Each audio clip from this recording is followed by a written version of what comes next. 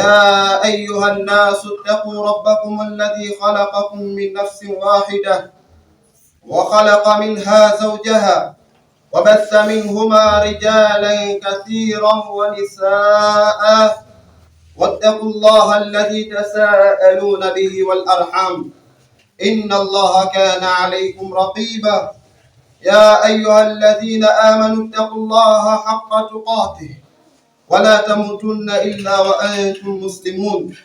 يا أيها الذين آمنوا اتقوا الله وقولوا قولا سديدا يصلح لكم أعمالكم ويغفر لكم ذنوبكم ومن يطع الله ورسوله فقد فاز فوزا عظيما. معاشر الأحباء، أوصيكم وأوصي نفسي بتقوى الله عز وجل. Hakika wamefaulu wale ambao kwamba ni wenye kuwa na uchaji Mungu, wenye kuwa na sifa ya kumcha Allah subhanahu wa ta'ala. Bila shaka mwezi wa Ramadhani ulituondokea, Idi pia ikatujia na ikatuondokea, na ukiangalia kuna watu ambao kwamba walionufaika na mwezi huo wa Ramadhani na kuna wale ambao kwamba walionufaika kisha baadaye wakawa ni wenye kuwa na majuto, wakawa ni wenye kujutia, na kuna wale ambao kwamba Ramadhani iliwaingilia, lakini licha ya kuingiliwa na Ramadhani ikawa kwa wao ikawa ni jela kwa wao. Wakaiona Ramadhani matatizo, wakaiona Ramadhani ni shida. Lakini Ramadhani ilipoisha, watu wa sampuli kama hii wakawa ni wenye kufurahia kwa vile Ramadhani imeondoka. Ndipo ahibat fillah, unwani ya mazungumzo yetu ya leo, tutazungumzia kuhusu makundi ya watu ambao kwamba makundi ya watu ambao kwamba wanakuwa ni wenye kuishi nao baada ya Ramadhani.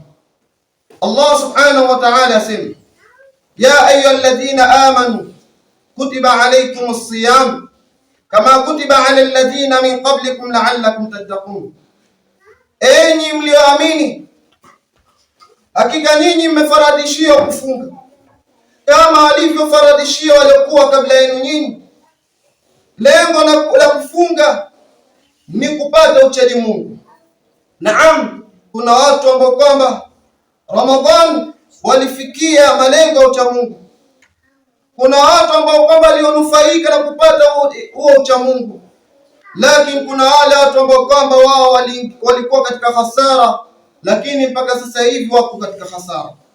Ndugu zangu wema katika imani, watu baada ya mwezi mtukufu wa Ramadhani wamegawanyika katika makundi makuu matatu.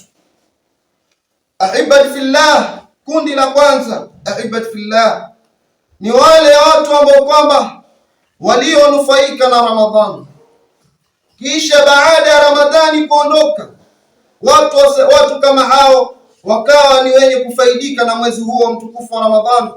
Watu wa sampuli kama hii ilipoingilia Ramadhani, namna walivyokuwa kijidumisha katika ibada, namna kijidumisha katika kufanya mambo yote ya kheri, basi mwezi mtukufu wa Ramadhani watu wa sampuli kama hii wanakuwa wao ni wenye kuendeleza ule usulubu waliokuwa nao katika mwezi mtukufu wa Ramadhani. Ndugu zangu wema katika imani, watu wa sampuli kama hii ni wale ambao kwamba Allah subhanahu wa ta'ala anawaridhia. Allah subhanahu wa ta'ala anawapenda. Kwa sababu gani apende Allah subhanahu wa ta'ala? Kwa sababu namna vile wanavyojituma katika ibada. Waabudu Allah subhanahu wa ta'ala kwa misimu, wanamwabudu Allah subhanahu wa ta'ala kuingilia kwa Ramadhani. Hata Ramadhani ikitoka, watu wa sampuli kama hii wanakuwa bado wao ni wenye kufanya ibada na kudumisha mambo yote ya kheri. Ndugu zangu wema katika imani, hilo ni kundi la kwanza. Kundi la pili ambalo kwamba watu wanakuwa baada ya mwezi mtukufu wa Ramadhani ni wale watu ambao kwamba walionufaika na Ramadhani, kisha baada ya kunufaika na Ramadhani, watu hawa ibad fillah walipokuwa wamenufaika na Ramadhani, baada ya mwezi mtukufu wa Ramadhani, watu hawa wakawa sio wenye tena kunufaika katika mwezi ule. Kwa maana kwa mwezi mtukufu wa Ramadhani watu hao utawakuta ni wengi msikitini, watu hao utawakuta ni wengi wenye kutoa sadaqat na kufanya mambo yote ya kheri. Lakini ikiisha Ramadhani, watu hawa, kama mtu alikuwa tabia yake ni kula mirungi, kama mtu tabia yake ilikuwa ni maskani na kufanya mambo ambayo kwamba yanamuudhi Allah subhanahu wa ta'ala, basi mtu wa sampuli kama hii, Ramadhani ikiisha, mtu kama huyu badala ya kunufaika na mwezi mtukufu wa Ramadhani, yeye anakuwa ni mwenye kurudi kule kule alipotoka. Na hawa ni watu ambao kwamba Allah subhanahu wa ta'ala hawapendi watu kama hawa. Hilo ni kundi la pili. Kundi gani? Kundi ambalo kwamba mtu alipokuwa katika mwezi mtukufu wa Ramadhani ni mtu alionufaika na neema ile ambayo kwamba iliyomkujulia Ramadhani, lakini baada ya Ramadhani kuondoka, mtu kama huyu akawa sio mwenye kunufaika na mwezi mtukufu wa Ramadhani. Ndugu zangu katika imani, kabla ya kwenda kundi la tatu, kuna kipengele ambacho ningependa kugusia katika kundi hili ambalo kwamba watu wengi walionufaika na Ramadhani, kisha baada ya Ramadhani watu hawa wakawa si wenye kunufaika, kwa maana yale yote walioyafanya katika mwezi mtukufu wa Ramadhani, Ramadhani ikiisha, basi wanakuwa ni wenye kuziharibu matendo yao.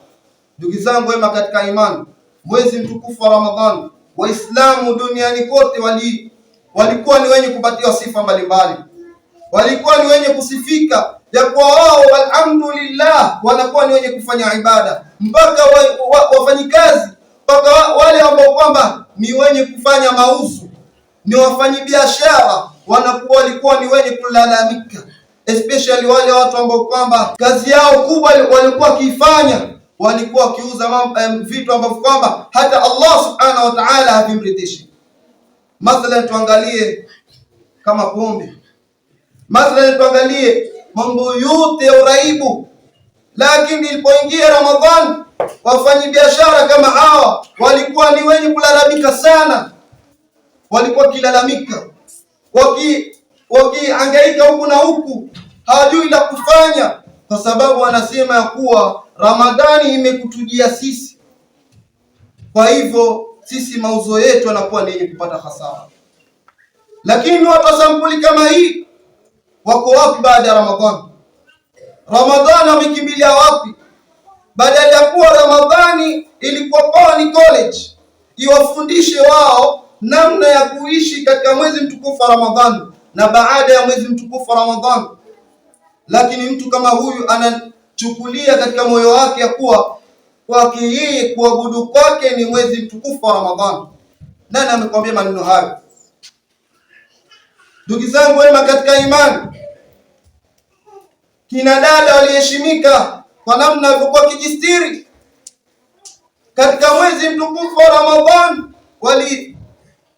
walipatiwa sifa mbalimbali, walikuwa ibada kwao hawakusi, mpaka ukiangalia lau ukikutana na mtu ambaye kwamba ulikuwa umejuana naye, ushawahi kuonana naye kwa namna alipokuwa kabla ya mwezi mtukufu wa Ramadhani, lakini Ramadhani ilipoingia, mtu kama huyo alikuwa kuna heshima zake. Kama alikuwa kijistiri, alikuwa hajistiri, basi katika mwezi mtukufu wa Ramadhani alijistiri, mpaka utakuwa wewe ni mwenye kujiuliza, kwani hawa watu katika hiyo miezi mingine kwani walikuwa wamefungiwa? Mbona Ramadhani wako hivi, na mbona baada ya Ramadhani hawako hivi, na mbona kabla ya Ramadhani wako vile? Wanawake walipatiwa sifa mbalimbali. Ndugu zangu katika imani, na maradhi mengine ambayo pia tutapenda kuhusia ndugu zangu katika imani, kwa wale wote ambao kwamba watakuwa wako hapa, hii ni message ambayo nataka iwafikie kila mtu.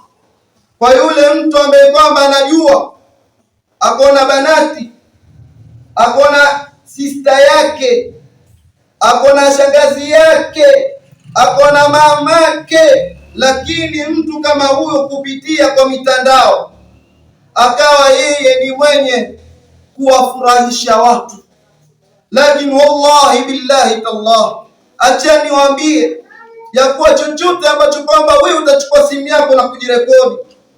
Na hili jambo limeenea sana kwa mabanati, wanakuwa ni wenye kujifungia kwa room huko, wakisema ya kuwa maadamu haonekani, amejifungia chumbani, mzazi wake amelala, lakini akawa ni mwenye kujirekodi huku kila mtu yaona viuno vyake.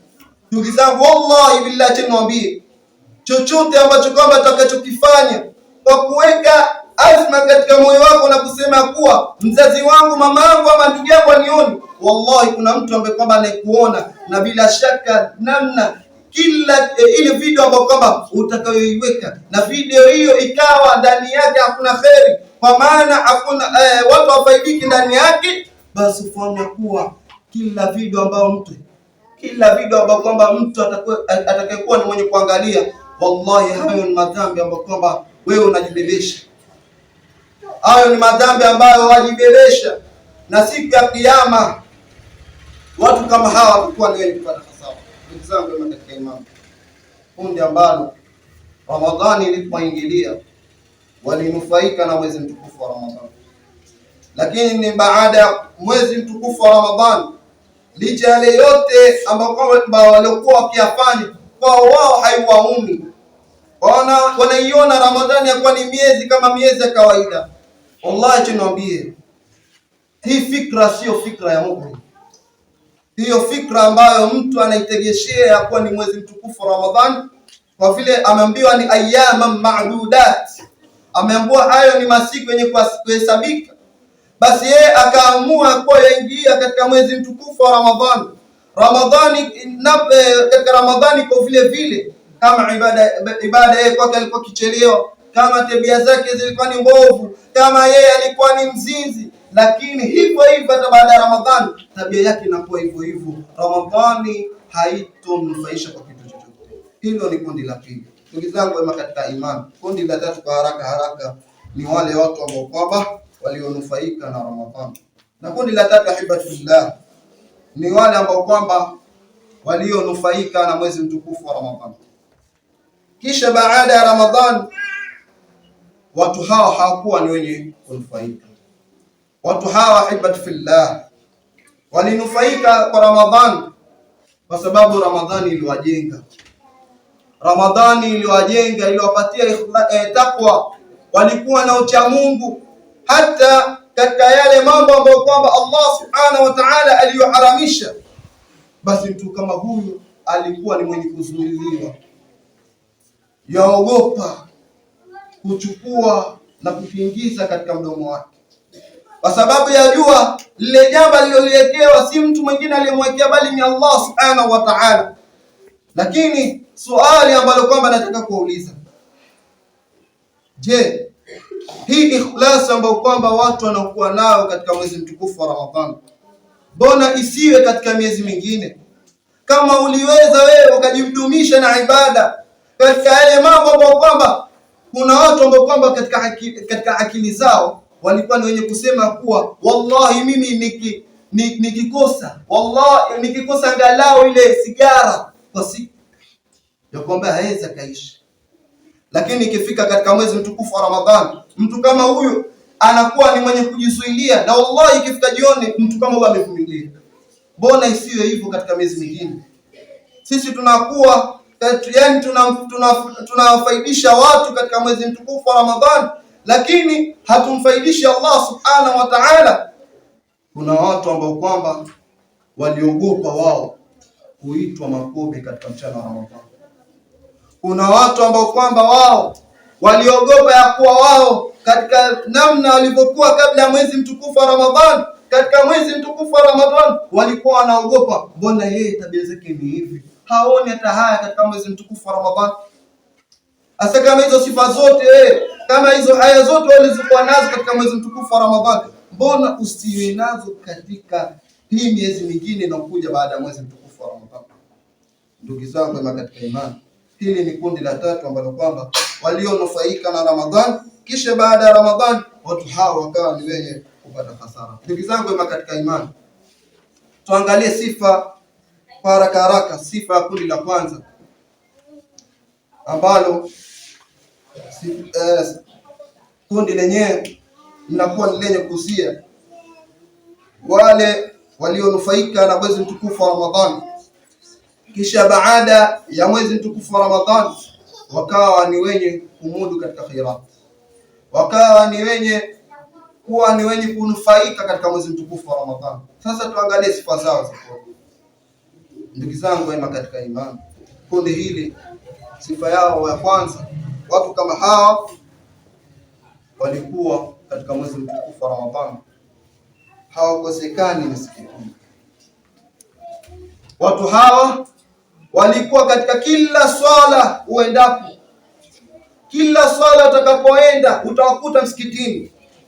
Wallahi, hata kuna wakati wewe waweza kuwa umechelewa kidogo, umepatwa na dharura, waenda kwa misikiti unapata unakuwa ni mwenye kukosa nafasi. Kwa sababu gani? Kwa sababu namna watu walivyotilia ule umuhimu katika mwezi mtukufu wa Ramadhani, wakajidubisha katika misikiti. Lakini baada ya mwezi mtukufu wa Ramadhani misikiti inabakia haina wenyewe. Sifa ya kundi kama ile. Sifa nyingine, watu kama hao katika misikiti ulikuwa hao unawakuta ni wenye kusoma Qur'ani. Walikuwa ni wenye kusoma Qur'ani kwa wingi, mpaka mtu time yake yenyewe ya kukaa nyumbani inakuwa kwake kidogo sana. Kila wakati utakapokwenda unamkuta msikitini. Kwa siku mbili, kwa siku tatu, mtu kama huyu unamkuta amemaliza Qur'ani yote amemaliza. Lakini kipi kilichojiri baada ya mwezi mtukufu wa Ramadhani? Je, Mwenyezi Mungu wa Ramadhani, yule Muumba ambaye kwamba watu wanamwabudu katika mwezi mtukufu wa Ramadhani, je, katika miezi mingine hayupo? Bila shaka yupo, lakini ni namna vile fikra za watu walivyokuwa na fikra potofu katika mioyo yao. Wanafikiria ya kuwa Mwenyezi Mungu Subhanahu wa Ta'ala yapatikaniwa katika mwezi mtukufu wa Ramadhani, lakini kwa miezi mingine Allah Subhanahu wa Ta'ala hapatikani. Ndugu zangu wema katika imani, hiyo ni sifa ya pili. Sifa nyingine ya tatu, ahibati fillah, watu kama hawa walikuwa ni wenye kujidumisha sana katika futuru. Watu kama hawa walikuwa hawasubiri ya kuambiwa kuwa wewe toa. Wakiona sehemu ambapo kumepunguka, kuna mahali ambapo watu wamepungukiwa, mtu kama huyu anakuwa na hamu ya futuru, anatoa kweli kweli. Lakini baada ya mwezi mtukufu wa Ramadhani kuna wale ambao ndio wenye kuvunja watu moyo na kuambia kuwa wewe ukitoa utafilisika, ukitoa utafilisika. Na wallahi lau asingalikuwa huyu mtu ni muumini, basi bila shaka yeye katika moyo wake atakubali, ataona ya kuwa mimi nikitoa nitafilisika. Lakini kwa yule mtu ambaye kwamba anayejua umuhimu wa kutoa, basi mtu kama huyu haji kutoa. Kwa sababu gani? Sasa hebu sikiliza namna ambapo kwamba yule mtu ambaye kwamba akona uwezo wa kutoa halafu asitoe. Kuna malaika wawili humkujia mtu kama huyu. Malaika kama hawa wakikujia, au malaika wawili wote wawili anamwombea dua mtu kama huyu. Sasa wewe ikiwa uko na uwezo na hutaki kutoa, basi malaika kama huyu wa kwanza anaomba kwa dua, anaomba Allahumma a'ti mumfikan khalafa, ya Rabb mkunjulie, mfanyie, ya Rabb mjalie huyu, mfanyie suluhu, umzidishie katika ile mali yake. Lakini kwa yule mtu ambaye kwamba hakuna uwezo, lakini katika ule uwezo wake aliokuwa nao aweza katoa, basi malaika kama huyu anamwombea kwa Allah Subhanahu wa Ta'ala, Mwenyezi Mungu ampatie uharibifu katika ile mali yake. Sasa wewe fikiria ni hasara ngapi utakayopata. Yaani wewe waenda mbio huku na huku, mpaka mwisho wewe unakuwa ni mwenye kukosana na watu. Mwisho wewe unakuwa unaona tu kazi zako wewe zimefilisika. Yaani wajiona kwa mambo yako yameanza kuharibika. Lakini hujui chanzo ni nini? Kumbe chanzo ni kule kwako wewe unacho uwezo uko nao kutoa, lakini baada ya kuwa na uwezo wa kutoa wewe unazuilia. Ukizuilia, ukumbuke malaika kama huyu anakuombea dua mbaya. Hiyo ni sifa nyingine ya watu ambao katika mwezi mtukufu wa Ramadhani walionufaika Watu kama hawa walikuwa hawaambiwi ya kuwa toa, walikuwa si lazima uwafate. Wakisikia tayari kuna sehemu ambapo kwamba tayari kuhitajika msaada, wao wanakwenda kutoa msaada. Lakini sasa kuna wale ambao kwamba wao walikuwa katika mwezi mtukufu wa Ramadhani walikuwa ndio wenye kulazimishwa katika kutoa. Lakini baada ya kutoa katika ule mwezi mtukufu wa Ramadhani inapoisha, watu kama hawa wanakuwa ni wenye kwenda kujificha. Kwa sababu gani? Kwa sababu ya hofia kuwa yeye ashajulikana ya kuwa ni mtoaji. Kwa vile yeye ashachukulia katika fikra yake hivyo, anakuwa sasa katika yale mawazo yanamwambia kuwa sasa wewe kulingana na vile ulivyo sasa anza kujiweka vibaya. Na mtu kama huyo uwezo uko nao, anaanza kujinyima katika yale mavazi ya kihisia. Nguo anakuwa madam kama yeye alikuwa kuna uwezo wa kuvaa nguo nzuri, lakini amejua kuwa kuna kutoa, anaanza kuvaa nguo mbaya, nguo za kuchuka, nguo za kupasuka, ili watu wakimuona waanze kumtilia jicho kuwa huyo mtu hajiwezi. Lakini kumbe uwezo uko nao. Sasa mtu kama huyu anakuwa ni mwenye kupata dua mbaya, anaombewa dua mbaya na malaika kama hao. Ndugu zangu wema katika imani, sifa nyingine ambayo huenda sifa mwisho, watu ambao kwamba walionufaika katika mwezi mtukufu wa Ramadhani, watu kama hao katika mwezi mtukufu wa Ramadhani walikuwa ni wenye kutubia. Wakiona kwa kuna mahali ambapo kwamba walikosea, kuna sehemu hawakufanya vizuri, wanakuwa ni wenye kujiweka mbali peke yao na kuanza kumnong'oneza, kunyanyua mikono yao na kumwomba Allah subhanahu wa ta'ala. Sasa watu kama hawa katika mwezi mtukufu wa Ramadhani, namna walivyokuwa baada ya mwezi mtukufu wa Ramadhani, tabia hii muumini kama huyu haiachi.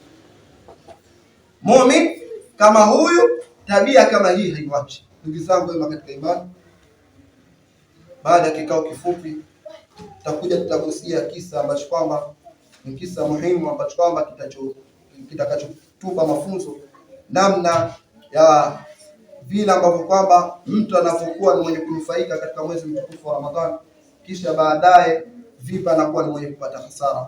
Aqulu ma sami'tum wa astaghfirullah li wa lakum wa lisa'ilil muslimina wal muslimat fastaghfiruhu innahu huwal ghafurur rahim wal barrul karim.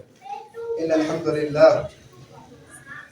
الحمد لله نحمده ونستعينه ونستغفره ونعوذ بالله من شرور أنفسنا وسيئات أعمالنا. من يهده الله فلا مضل له ومن يضلل فلا هادي له. وأشهد أن لا إله إلا الله وحده لا شريك له وأشهد أن محمدا عبده ورسوله وصفيه من خلقه وخليله. أدى الأمانة ونصح الأمة وكشف الله به الغمة. Amma baad, ibadallah, baada ya kumshukuru Allah subhanahu wa ta'ala na kumtakia rehema na amani kipenzi chetu Mtume Muhammad sallallahu alayhi wasallam, ndugu zangu katika imani, nausia nafsi zangu pamoja na nafsi zenu juu ya swala zima la kumcha Allah subhanahu wa ta'ala, kwani bila shaka wamefaulu wale ambao kwamba ni wenye kumcha Allah subhanahu wa ta'ala. Ndugu zangu katika imani, kuna bwana mmoja, bwana kama huyu alikuwa ameajiriwa shambani. Alipokuwa ameajiriwa shambani, siku moja alikuwa mwenyewe ni mwenye kulima. Katika kulima, lile jembe lake likawa lenye kugonga katika ardhi, lakini katika kugonga katika ile ardhi, lile jembe likawa na uzito katika kutoka. Lilivyokuwa na uzito, huyu bwana akashtuka. Bwana aliposhtuka akaanza kujiuliza maswali. Mbona mimi kila siku nikilima, mbona jembe linakuwa lepesi sana kutoka katika ardhi? Mbona leo linakuwa na uzito? Kwani kuna kipi ambacho kwamba kimetokea?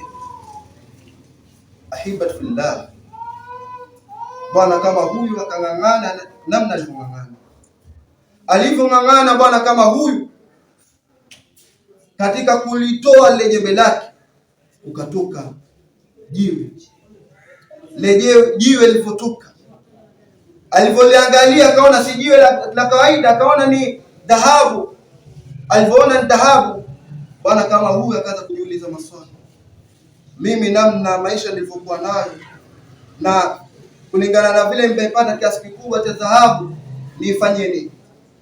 Bwana kama huyu akakaa akafikiria kwa muda kidogo. Alipofikiria akaona ni vyema yeye aende kwa mfalme. Alipoenda kwa mfalme pale katika mlango pale nje, huyu bwana kwa sababu hali yake ilikuwa ni fakiri, akazuiliwa na maaskari. Akaambia wale maaskari, niacheni niingie, kwa sababu hamjui mimi nimebeba kitu gani katika mfuko kama huu. Sasa bwana kama yule, ndugu zangu wema katika imani, aliposema maneno yale, wale maaskari wakawa niweje kumwambia bwana kama yule, sisi hatuwezi tukakuingiza ndani, ngoja twende tukamweleze mfalme, kama ataweza kutusaidia tuje tukwambia kwa wewe uingie ndani.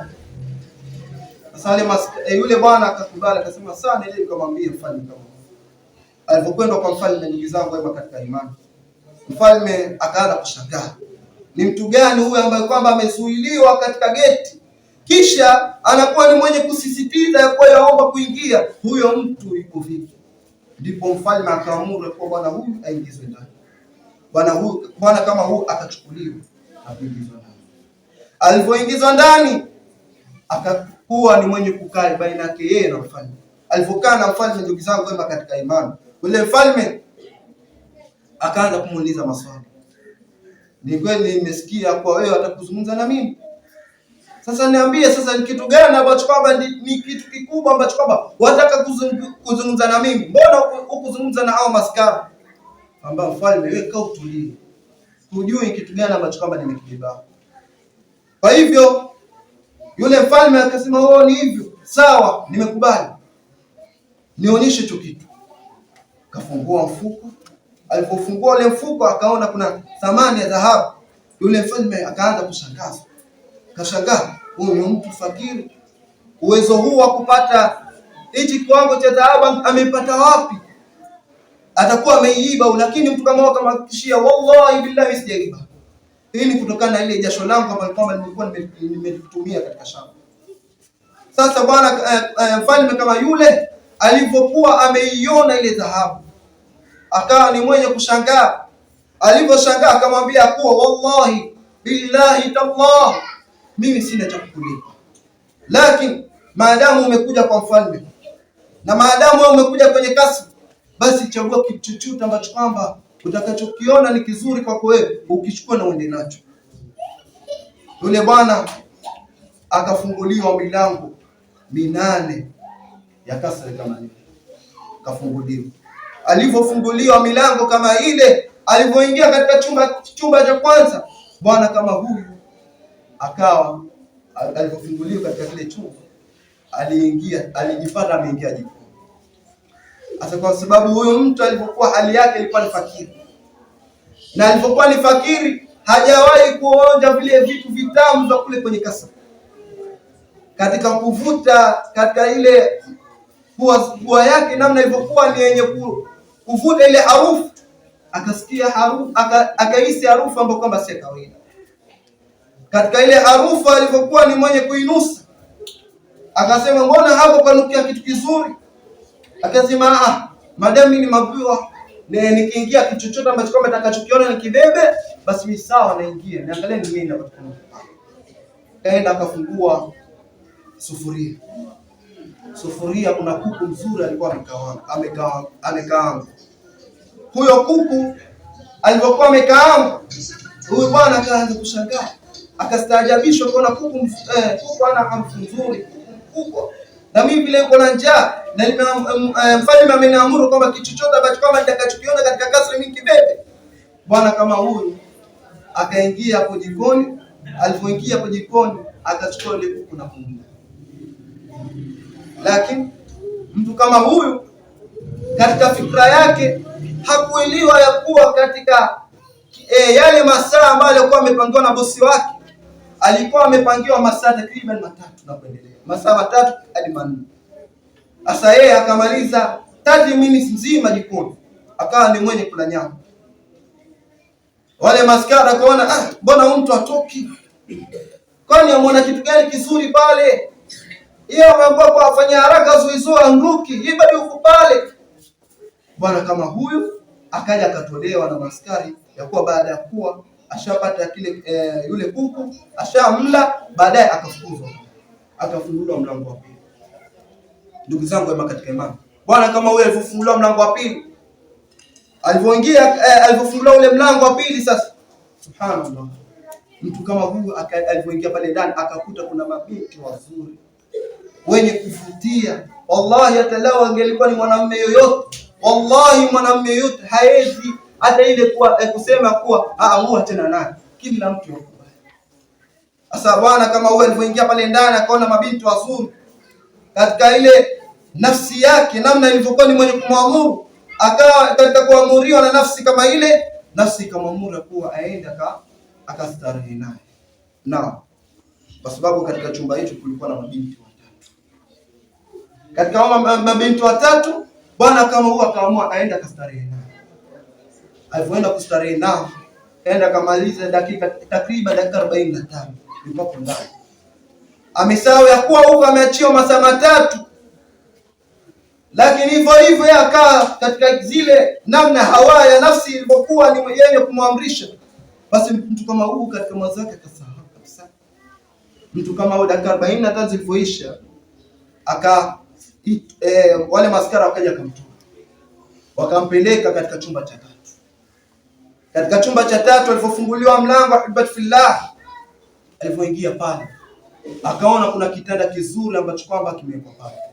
Kitanda hicho yani kwa maskini yoyote aje kutumia kitanda kama hicho. Kwa sababu kitanda kama hicho wewe ukiingia, wallahi lao ukiingia pale ukijiangalia wajiona wewe mwenyewe. Ukienda pale kitanda na kinakuwa ni chenye kuzunguka. Sasa bwana kama huyu alipokuwa ameona kile kitanda ni kizuri, akaamua ni mwenye kujirusha. Akajirusha 1 2 3, akajirusha katika kitanda. Akalala. Kulala mpaka yale masaa 3 ambayo amewekewa na bosi na mfalme yote akaisha. Mpaka mfalme akaamura kuwa kwa vile mtu akuja na kitu kizuri, acha mimi muongezee dakika 45. Nikimuongezea dakika kidogo aeze yeye kuchota naye mwenye kuondoka. Lakini alipoongezea dakika hizo alhamdulillah, badala ya kuwa mtu huyu agunduke awe ni mwenye kuenuka, mtu kama huyu baada akawa ni mwenye kuwa na muhafara, akawa ni mwenye kulala. Dakika zikaisha hivyo hivyo. Dakika zilipoisha hivyo hivyo, bwana mfalme akaamuru kuwa bwana kama huyu aende abebwe, akibebwa atolewe nje. Subhanallah. Kuna faida gani hapa toka? Kuna faida gani mtu kama huyu apata? Amekuja na dhahabu, alipoingia katika ile kasri, katika dakika za mwisho kuondoka, wallahi mtu kama huyu hajaondoka na kitu chochote. Dhahabu yake imeenda hivyo, na wallahi hakuna kitu alichokibeba. Hii ni hasara gani ambayo kwamba iliyomkumba mtu kama huyu? Ndio mfano kwamba ibadillah, wanazuoni wametupigia ama wametupatia mfano huu kutuonyesha kuna watu ambao kwamba waliokuwa ni wenye kunufaika katika mwezi mtukufu wa Ramadhani, kisha baada ya mwezi wa Ramadhani kutoka, watu kama hao wanakuwa ni wenye kupata hasara. Ndugu zangu wema katika imani, ya kuzungumzwa ni mengi. Kwa hivyo unwani ama message ambayo kwamba nimekuja nao siku hii ya leo, katika makundi matatu, twafaa sote tujiulize kuwa katika hawa watu watatu, je, sisi tuko katika kundi hili? Je, sisi tuko katika wale ambao kwamba Ramadhani iliwaingilia baada ya mwezi mtukufu wa Ramadhani ilivyoingilia? Je, wao walionufaika na Ramadhani?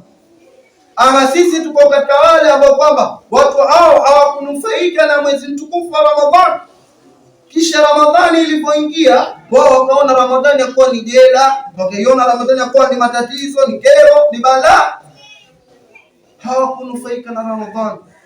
Na wallahi watu kama hawa Ramadhani inapokuwa lenye kuisha, basi watu kama hawa wanakuwa ni wenye kuomba alhamdulillah, Ramadhani imeisha. Maasi baada hapo ni yenye kuzuka. Kama mtu alikuwa amedumu katika kheri, basi baada ya kuwa Ramadhani imeisha, Eid sasa ishaingia, basi watu wanakuwa ni wenye kupigia na wasimu wakutane sehemu waenda kwa maasi Allah subhanahu wa ta'ala. Lakini watu kama hawa sasa ujiulize, je, wewe uko katika wale ambao kwamba Ramadhani ilipoingia, je, wewe umenufaika na Ramadhani? Ama wewe je, uko katika wale ambao kama Ramadhani ilipoingia hakunufaika na Ramadhani ilipoisha? Wewe ulisikia furaha namna Ramadhani ilipokuondokea? Ikiwa wewe katika moyo wako umekuwa na himma, umekuwa na azma ya kuwa mimi nasikia furaha kwa sababu Ramadhani imenifunza 1, 2, 3. Ramadhani imenifunza kitu kadhaa. Ramadhani imenionya mimi kufanya mabaya. Wallahi kwa kweli nakwambia hongera. Lakini ikiwa wewe Ramadhani imeingia, lakini Ramadhani haijakunufaisha kitu chochote, tabia kama zilikuwa ni mbovu, lakini Ramadhani inapoisha ona kwa vile vile, wallahi nakwambia wewe hata sijui nitakuga dua gani, lakini nakwambia wewe utakuwa umepata hasara kubwa sana. Na pia kwa ujiulize wewe, je, wewe uko katika wale ambao kwamba katika mwezi mtukufu wa Ramadhani ulinufaika na Ramadhani na baada ya Ramadhani? Yani wewe Ramadhani ulinufaika, kisha baada ya Ramadhani wewe haukunufaika. Je, wewe uko katika kundi kama hilo? Ikiwa uko katika kundi kama hilo, basi kitu cha kufanya wewe muelekee Allah subhanahu wa ta'ala, umuombe Allah subhanahu wa ta'ala, umwambie ya Rabb, nakubali mimi nimekosea, lakini ya Rabbi Ramadhani imeisha. Lakini baada ya Ramadhani imeisha, ya Rabbi nakunyenyekea, ya Rabbi unisamehe makosa yangu, mimi naelekea kwako wewe, naomba ya Rabbi sitarudia tena makosa niliyokuwa nimeyafanya. Ukifanya hivyo, basi hapo huenda saada itatoka kwa Allah subhanahu wa ta'ala. Lakini ikiwa itatoka au utafanya hivyo, basi ufahamu kuwa wewe utakuwa umepata hasara kubwa mbele ya Allah subhanahu wa ta'ala. Ndugu zangu katika imani, kwa mega machache tuomba Allah yadimna lazima yastami'una qawla fa yattabi'una ahsana. Allahumma arina al-haqqa haqqan warzuqna ittiba'ahu wa arina al-batila batila warzuqna ijtinaba. Allahumma inna nas'aluka bi asma'ika al-husna wa sifatika al-'ula أن تعز الإسلام والمسلمين وأن تذل الشرك والمشركين وأن تدمر أعداء الدين وأن تنصر من نصر الدين. اللهم آمنا في أوطاننا، اللهم آمنا في أوطاننا وأصلح أئمتنا وولاة أمورنا. اللهم وفق ولاة أمورنا لما تحب وترضى وخذ من عاصيهم للبر والتقوى. اللهم من أرادنا وأراد ديننا وشبابنا ونساءنا بسوء وفتنة، اللهم ارحم المسلمين والمسلمات، اللهم ارحم المسلمين والمسلمات، اللهم ارحم المسلمين والمسلمات. اللهم اغفر لأموات المسلمين الذين شهدوا لك بالوحدانية والنبيك بالرسالة. اللهم جازهم بالحسنات إحسانا وبالسيئات عفوا وغفرانا يا رب العالمين. سبحان ربك رب العزة عما يصفون وسلام على المرسلين والحمد لله رب العالمين.